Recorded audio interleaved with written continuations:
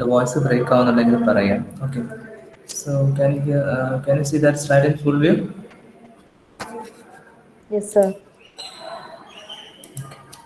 So last class we studied about a Carnot cycle, why it is not practically possible.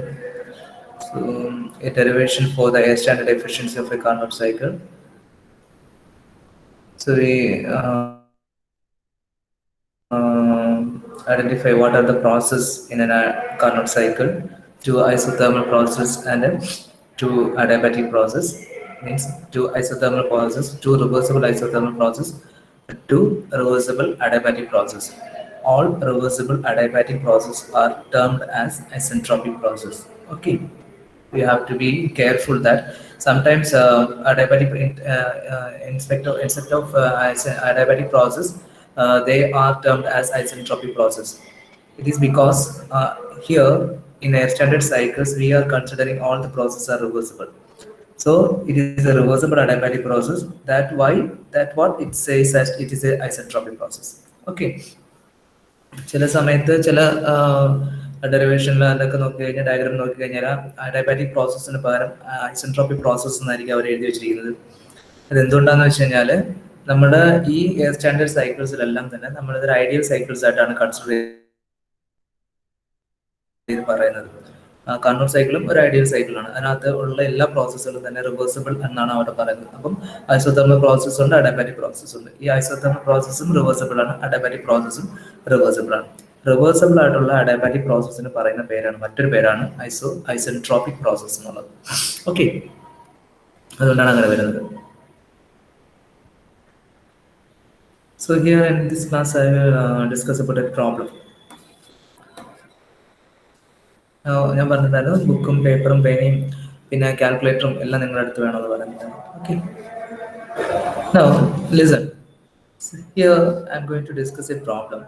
So during a Carnot cycle, the working fluid receives heat at a temperature of 370 degrees Celsius and rejects heat at a temperature of 22 degrees Celsius.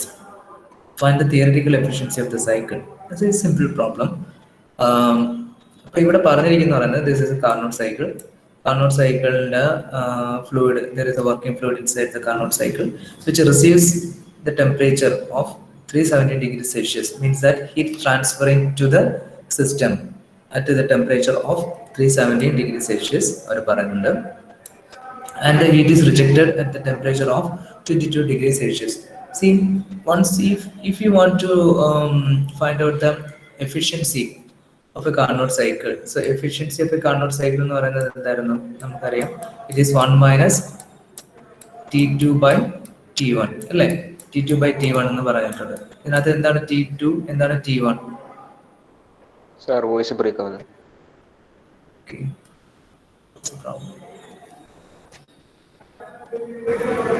Okay, ഞാനൊരു കാര്യം ചോദിച്ചോട്ടെ. If എനിക്ക് class continue ചെയ്യാൻ പറ്റുന്നില്ല എന്നുണ്ടെങ്കിൽ ഞാൻ able to come to class after 6 o'clock?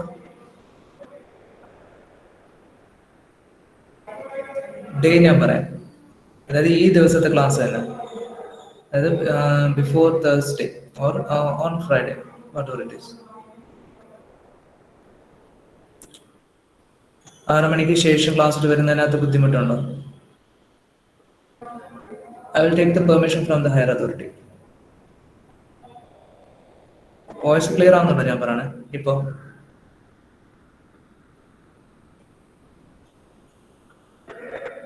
Hello,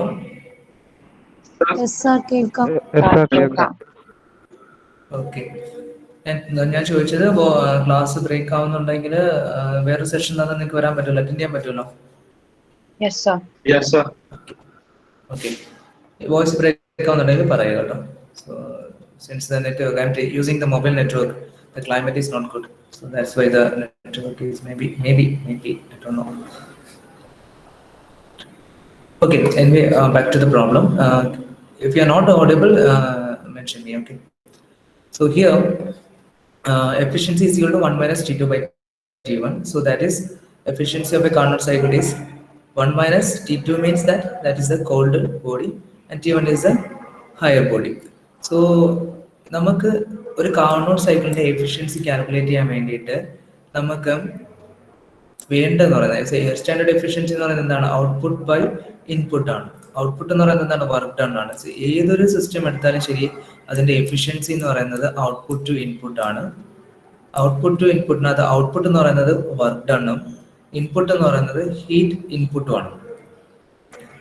work എന്ന് പറയുന്നത് W/Q എന്ന് പറഞ്ഞു തന്നെ എഴുതാം. Q എന്ന് പറയുന്നത് ഹീറ്റ് സപ്ലൈഡ് ആണ്. ഇതാണ് main equation for any heat engine. ഏതൊരു ഹീറ്റ് എഞ്ചിൻ എടുത്താലും ശരി ഇതിനകത്ത് വർക്ക് എന്ന് പറയുന്നത് എപ്പോഴും heat supplied minus heat rejected ആയിരിക്കും ബൈ ഹീറ്റ് സപ്ലൈഡ്. ഇതാണ് എഫിഷ്യൻസി എന്ന് പറയുന്നത് ഹീറ്റ് സപ്ലൈഡ് വരുന്ന സമയത്ത്. ഓക്കെ,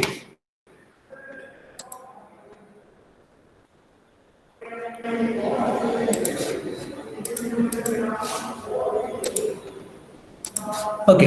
അപ്പം എഫിഷ്യൻസി എന്ന് പറയുന്നത് heat supplied minus heat reject, അതായത് QS minus QR divide by QS.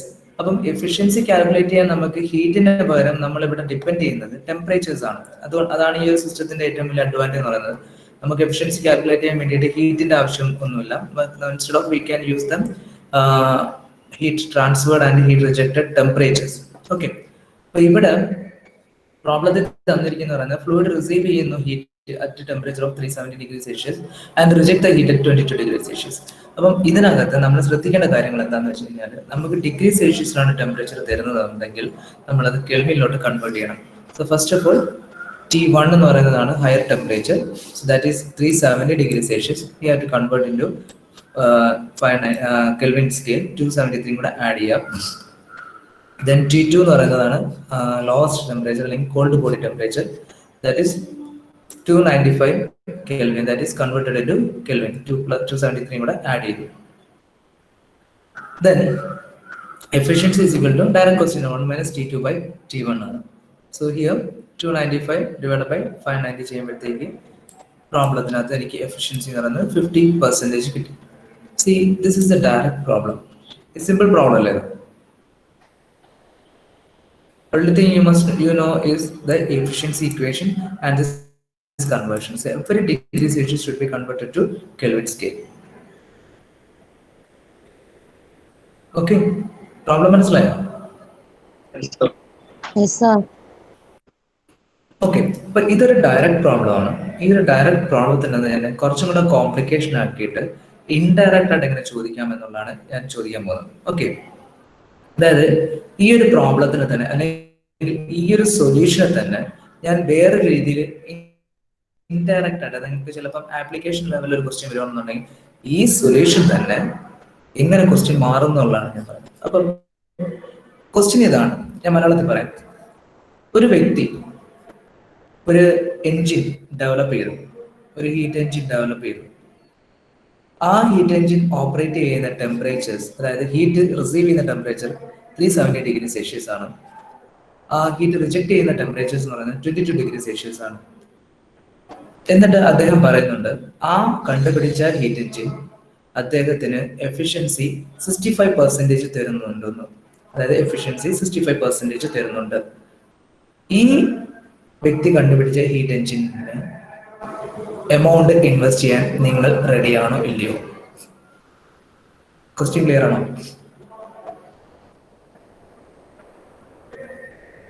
ഒന്നുകൂടെ പറയണം. ഹലോ,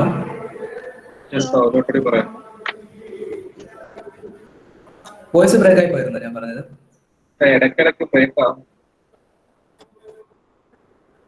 ഓക്കെ, അതായത് ഒരു വ്യക്തി പറയുകയാണ് അയാൾ ഒരു ഹീറ്റ് എൻജിൻ കണ്ടുപിടിച്ചു.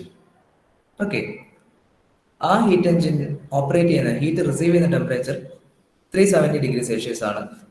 അത് ഹീറ്റ് റിജക്ട് ചെയ്യുന്ന ടെമ്പറേച്ചർ 22 ഡിഗ്രി സെൽഷ്യസ് ആണ്. ഓക്കെ, എന്നിട്ട് അയാൾ അതിന്റെ എഫിഷ്യൻസി കൂടെ പറയുന്നത്, ഞാൻ കണ്ടുപിടിച്ച ആ ഹീറ്റ് എൻജിന്റെ എഫിഷ്യൻസി എന്ന് പറയുന്നത് 65% ആണ്. ചോദ്യം ഇതാണ്,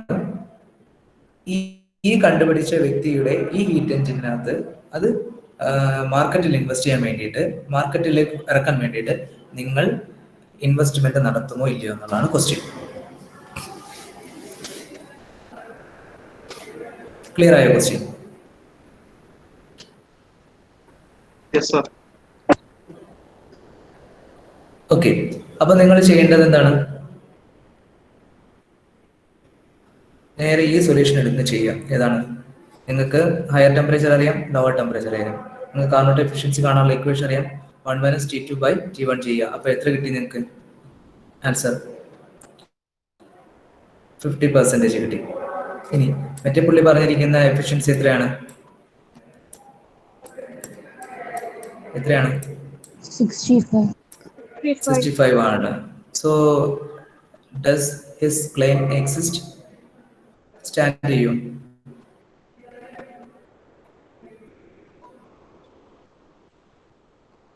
അദ്ദേഹം പറഞ്ഞിരിക്കുന്ന, അദ്ദേഹം കണ്ടുപിടിച്ചിരിക്കുന്ന ഹീറ്റ് എഞ്ചിൻ ഈ പറയുന്ന ടെമ്പറേച്ചർ ലിമിറ്റ്സിൽ ഓപ്പറേറ്റ് ചെയ്തുകൊണ്ട് തന്നെ 65% എഫിഷ്യൻസി തരുമെന്ന്. അങ്ങനെയാണെങ്കിൽ നിങ്ങൾ ആ എഞ്ചിന് വേണ്ടിയിട്ട് പണം ഇൻവെസ്റ്റ് ചെയ്യുമോ? ഇതാണ് question. What will be the answer?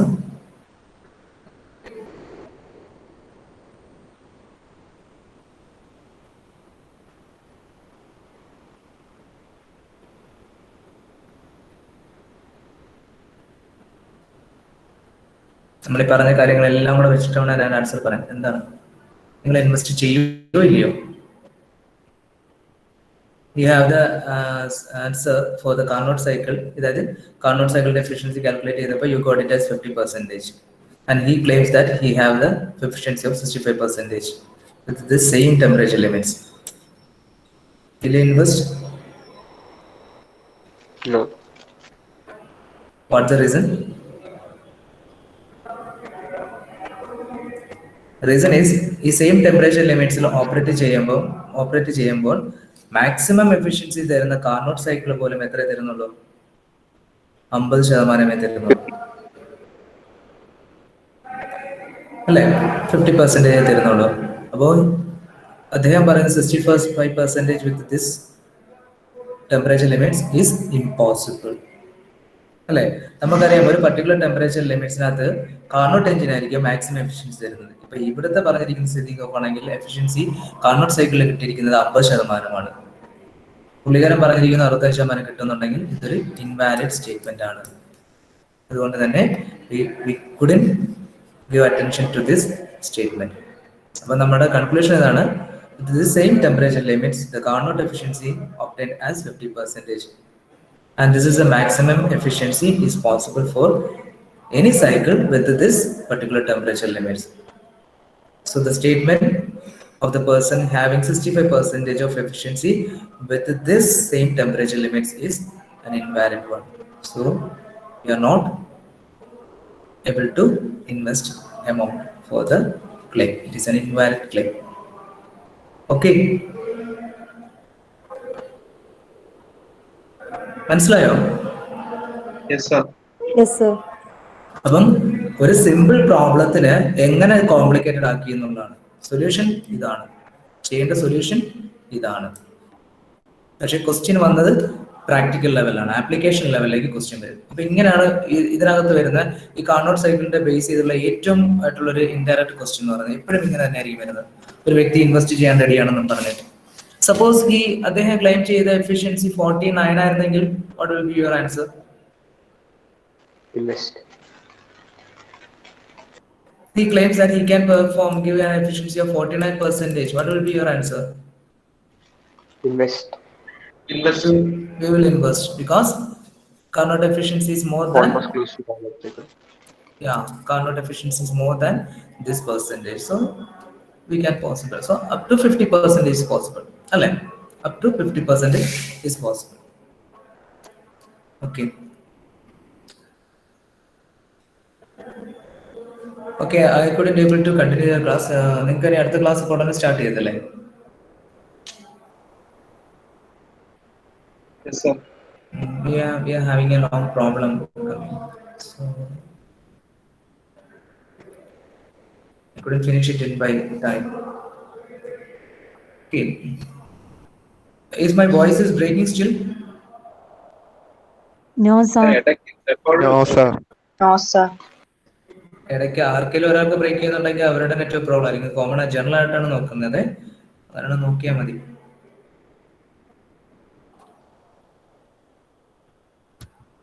Okay, ഈ പ്രോബ്ലം അവിടെ നിൽക്കട്ടെ. I will go to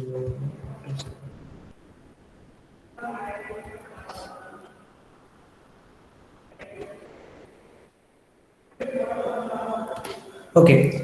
I'll give you the auto cycle explanations. Auto cycle എന്ന് പറയുന്നത് a theoretical cycle ആണ് in which a petrol engine operates. Okay. അപ്പം Carnot സൈക്കിളിനകത്ത് പറഞ്ഞിരിക്കുന്നത് heat addition process ഉണ്ട്, heat rejection process ഉണ്ട്, then ഒരു compression process ഉണ്ട്, ഒരു എക്സ്പാൻഷൻ പ്രോസസ് ഉണ്ട്. അപ്പൊ ഇത്രയും ഈ 4 പ്രോസസ്സുകളാണ് നമുക്ക് ജനറലി ഒരു സിസ്റ്റത്തിനകത്ത് ഒരു ഹീറ്റ് എഞ്ചിൻ ഓപ്പറേറ്റ് ചെയ്യാൻ വേണ്ടത്. അതായത് ഹീറ്റ് അഡിഷൻ പ്രോസസ്, ഒരു heat rejection process, compression process, expansion process. ഇനി ഇതിന്റെ ഓർഡർ എങ്ങനെയാണെന്ന് വെച്ച് കഴിഞ്ഞാൽ, അതായത് തോന്നുന്ന രീതിയിലല്ല ഈ പ്രോസസ്സുകൾ നടക്കേണ്ടത്. ഇതിന്റെ പർട്ടിക്കുലർ ഓർഡർ ഉണ്ട്. അതായത് ഓർഡർ എന്ന് പറഞ്ഞു കഴിഞ്ഞാൽ കംപ്രഷൻ വേണമെങ്കിൽ നോട്ട് ചെയ്ത് വെച്ചോ, C Q A E Q R. ഇതാണ് ഓർഡർ എന്ന് പറയുന്നത്. C Q A E Q R. C എന്ന് വെച്ച് കഴിഞ്ഞാൽ കംപ്രഷൻ പ്രോസസ്, ക്യു എ എന്ന് വെച്ച് കഴിഞ്ഞാൽ ഹീറ്റ് അഡിഷൻ പ്രോസസ്, ഇ എന്ന് വെച്ച് കഴിഞ്ഞാൽ എക്സ്പാൻഷൻ പ്രോസസ്, ക്യു ആർ എന്ന് വെച്ച് കഴിഞ്ഞാൽ ഹീറ്റ് റിജക്ഷൻ പ്രോസസ്. ഈ ഒരു പർട്ടിക്കുലർ ഓർഡറിൽ മാത്രമേ നമുക്ക് ഒരു ഹീറ്റ് എഞ്ചിനെ ഓപ്പറേറ്റ് ചെയ്തെടുക്കാൻ പറ്റത്തുള്ളൂ. ഓക്കെ. ദെൻ ഈ കംപ്രഷൻ പ്രോസസ്സും എക്സ്പാൻഷൻ പ്രോസസ്സും അല്ലെങ്കിൽ ഹീറ്റ് അഡിഷൻ പ്രോസസ്, 4 പ്രോസസ്സ് നമുക്ക് ഇഷ്ടമുള്ള രീതിയിൽ ചെയ്യാം. ഐസോബാറിക് ആക്കി ചെയ്യാം, ഐസോകോറിക് ആക്കി ചെയ്യാം, ഐസോട്രോപിക് ആക്കി ചെയ്യാം, അഡാബാറ്റിക് ആക്കി ചെയ്യാം, ഐസോതെർമൽ ആക്കി ചെയ്യാം, ഇഷ്ടമുള്ള രീതിയിൽ ചെയ്യാം. പക്ഷേ എത്രയായിരുന്നാലും ശരി ഈ 4 സാധനങ്ങൾ അവിടെ ഉണ്ടായിരിക്കണം. അതായത് ഒരു കംപ്രഷൻ ഉണ്ടായിരിക്കണം, ഹീറ്റ് അഡിഷൻ ഉണ്ടായിരിക്കണം, എക്സ്പാൻഷൻ ഉണ്ടായിരിക്കണം, ദെൻ ഹീറ്റ് റിജക്ഷൻ ഉണ്ടായിരിക്കണം. കാർനോട്ട് സൈക്കിളിനകത്ത് ഈ ഹീറ്റ് റിജക്ഷനും ഹീറ്റ് അഡിഷനും നടക്കുന്നത് ഐസോതെർമലിയാണ്. കംപ്രഷൻ പ്രോസസ്സും എക്സ്പാൻഷൻ പ്രോസസ്സും നടക്കുന്നത് അഡാബാറ്റിക്കലിയാണ്. ഓക്കെ. ഇതാണ് കാർനോട്ട് സൈക്കിളിന്റെ ഗുണം അല്ലെങ്കിൽ അതിനകത്തുള്ള പ്രോസസ്സുകളുടെ പ്രത്യേകതകൾ എന്ന് പറയുന്നത്. ഇനി ഓട്ടോ സൈക്കിൾ എടുക്കുകയാണെന്നുണ്ടെങ്കിൽ ഓട്ടോ സൈക്കിളിനകത്ത് ഹീറ്റ് അഡിഷൻ പ്രോസസ്സും ഹീറ്റ് റിജക്ഷൻ പ്രോസസ്സും നടക്കുന്നത് കോൺസ്റ്റന്റ് വോളിയത്തിലാണ്. ഒന്നുകൂടെ പറയാം. ഓട്ടോ സൈക്കിളിനകത്ത് ഹീറ്റ് അഡിഷൻ നടക്കുന്നത് ഹീറ്റ് റിജക്ഷൻ നടക്കുന്നതും കോൺസ്റ്റന്റ് വോളിയം പ്രോസസ്സാണ്. അതുകൊണ്ട് തന്നെ ഇത് ഐസോകോറിക് പ്രോസസ്സാണ്. Constant volume heat addition process എന്നാണ് നമ്മൾ ഓട്ടോ സൈക്കിളിന് പറയുന്ന പേര്. ഇനി കംപ്രഷനും എക്സ്പാൻഷനും നടക്കുന്നത് റിവേഴ്സിബിളി അഡാബാറ്റിക് ആയിട്ടാണ്. അതുകൊണ്ട് തന്നെ റിവേഴ്സിബിൾ അഡാബാറ്റിക് ആയതുകൊണ്ട് തന്നെ ഐസെൻട്രോപിക് എന്ന് പറയും. സോ ഐസെൻട്രോപിക് കംപ്രഷനും ഐസെൻട്രോപിക് എക്സ്പാൻഷനും നടക്കുന്നത്, അല്ലെങ്കിൽ റിവേഴ്സിബിൾ അഡാബാറ്റിക്കും റിവേഴ്സിബിൾ അഡാബാറ്റിക് കംപ്രഷനും റിവേഴ്സിബിൾ അഡാബാറ്റിക് എക്സ്പാൻഷനുമാണ് ഓട്ടോ സൈക്കിളിൽ നടക്കുന്നത്. അപ്പൊ അതുകൊണ്ട് അതിനകത്തുള്ള 4 പ്രോസസ്സുകൾ എന്ന് പറഞ്ഞാൽ compression process, heat addition process. Compression process is adiabatic compression. Then heat addition is constant volume heat addition. നമുക്ക് കഴിഞ്ഞാൽ മനസ്സിലാക്കാൻ പറ്റും V1 V2 V3 സെയിം ആണ്. Then this is the expansion process. This is adiabatically. Then here is the heat rejection process, that is constant volume process. Clear?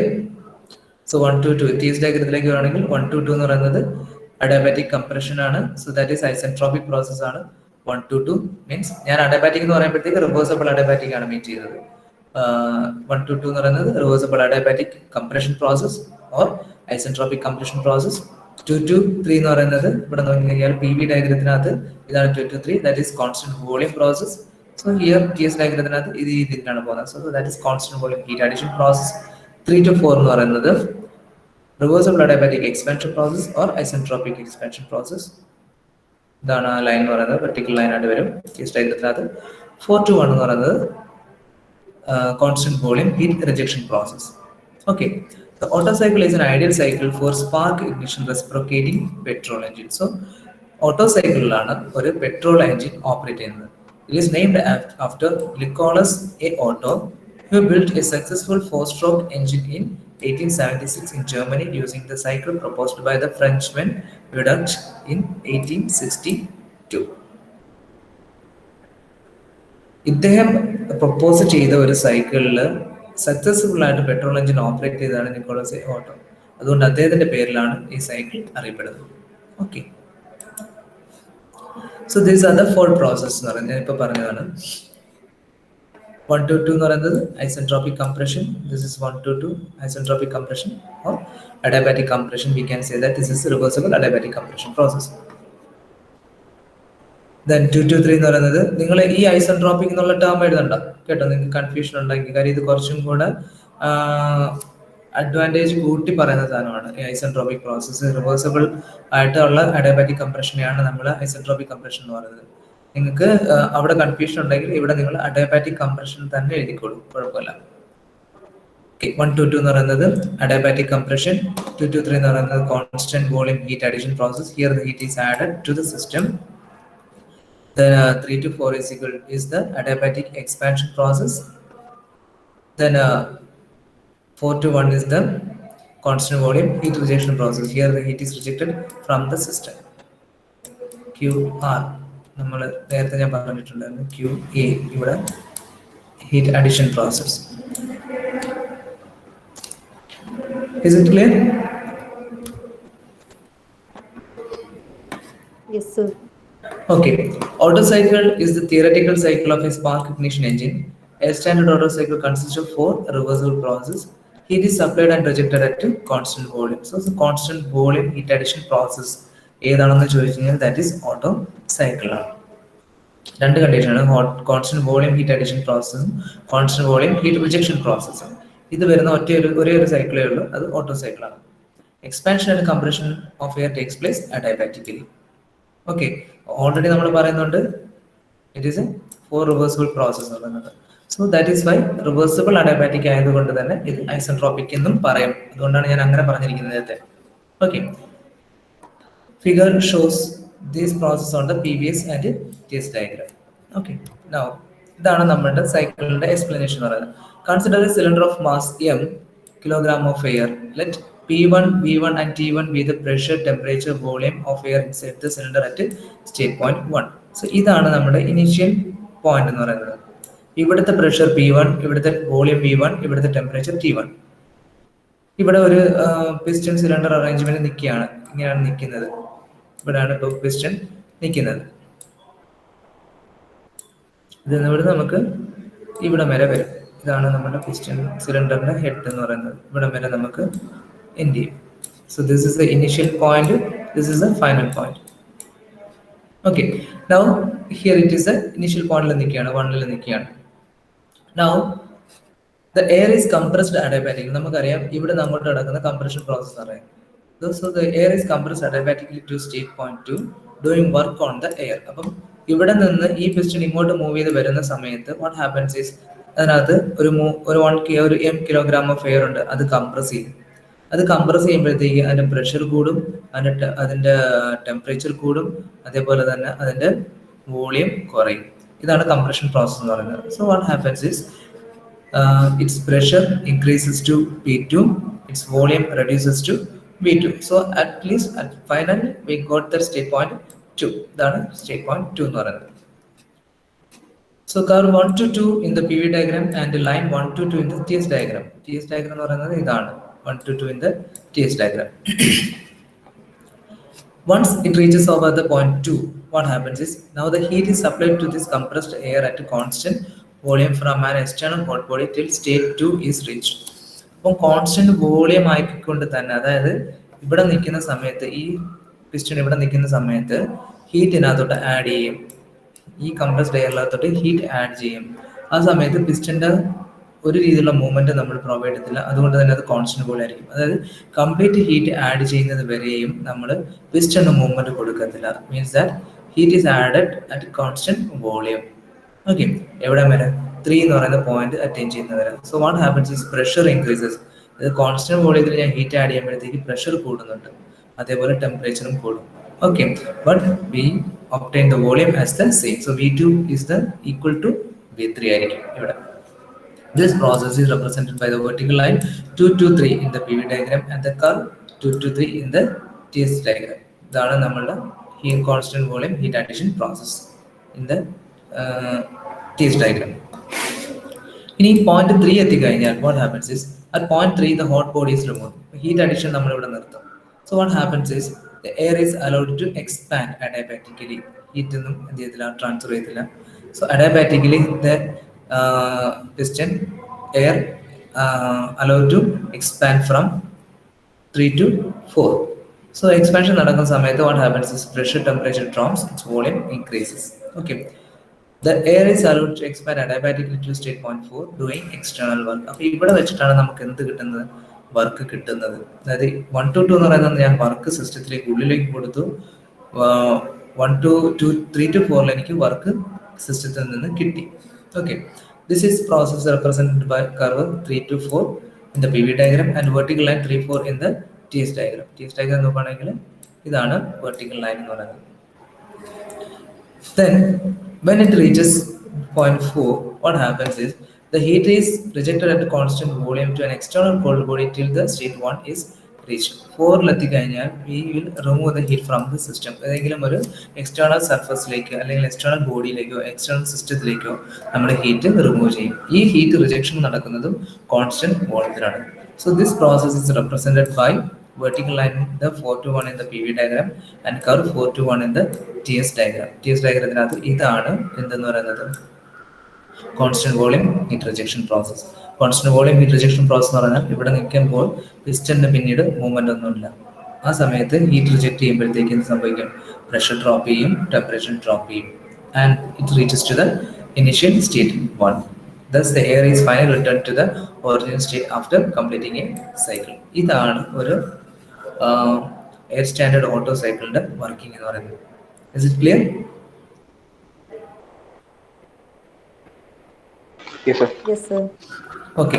അപ്പൊ നമുക്ക് heat supply ചെയ്യുന്ന process ഏതാണ്? 2 to 3 ആണ് ഹീറ്റ് സപ്ലൈ ചെയ്യുന്നത്. Then 4 to 1 ആണ് heat reject ചെയ്യുന്നത്. Heat supply ചെയ്യുന്നത് constant വോളിയത്തില്, heat reject ചെയ്യുന്നത് കോൺസ്റ്റന്റ് വോളിയത്തില്. അഗൈൻ റിമെമ്പർ, കാർനോട്ട് സൈക്കിളിൽ ഹീറ്റ് ആഡ് ചെയ്യുന്നത് കോൺസ്റ്റന്റ് ടെമ്പറേച്ചറിൽ, ഓട്ടോ സൈക്കിളിൽ ഹീറ്റ് ആഡ് ചെയ്യുന്നത് കോൺസ്റ്റന്റ് വോളിയത്തില്, കാർനോട്ട് സൈക്കിളിൽ ഹീറ്റ് റിജക്ട് ചെയ്യുന്നത് കോൺസ്റ്റന്റ് ടെമ്പറേച്ചറിൽ, ഓട്ടോ സൈക്കിളിൽ ഹീറ്റ് റിജക്ട് ചെയ്യുന്നത് constant വോളിയത്തില്. Okay, so 2 to 3 is the heat addition process, 4 to 1 is the heat rejection process. So heat supplied during the constant volume process 2 to 3. So അവിടുത്തെ equation എന്ന് പറയുന്നത് mCV T3 minus T2. Okay, T3 is the larger temperature, T2 is the lesser temperature. So constant volume ആയതുകൊണ്ട് mCV, m ആണ് നമ്മൾ use ചെയ്ത kilogram of air, mCV constant volume ഇതിലാണ് specified constant volume mCV T3 minus T2. അതുകൊണ്ടാണ് നമ്മൾ heat supplied during the constant volume process mCV T3 minus T2 എന്നുള്ളത്. Then heat rejected during the constant volume process 4 to 1. അടുക്കുകയാണെങ്കിൽ higher temperature 4, lesser temperature 1. So constant വോളിയത്തിലാണ്. So mCV T4 minus T1. mCV T4 minus T1. Okay. Then air standard efficiency is equal to 1 minus heat rejected by heat supplied. ഇത് actually എന്താന്ന് വെച്ച് കഴിഞ്ഞാൽ work divided by heat supplied ആണ്. ഞാൻ നേരത്തെ പറഞ്ഞതുപോലെ work എന്ന് പറയുന്നത് എന്താണ്, heat supplied minus heat rejected ആണ്, divided by heat supplied.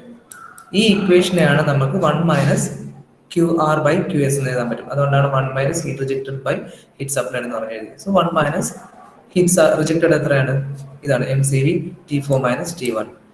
Then heat supplied ആണ് mCV T3 minus T2. ഇത് സോൾവ് ചെയ്യുമ്പോഴത്തേക്ക് mCV cancel ആയി പോകും. So the equation is 1 minus T4 minus T1 divided by T3 minus T2. ഇത്രയും നിൽക്കട്ടെ.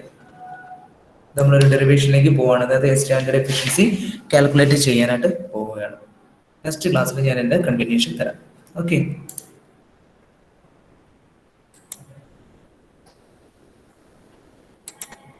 അടുത്ത ക്ലാസ്സിൽ ഞാൻ കാർനോട്ട് സൈക്കിളിൻ്റെ ഒരു പ്രോബ്ലവും then standard efficiency of auto സൈക്കിളും കൂടെ പഠിക്കും.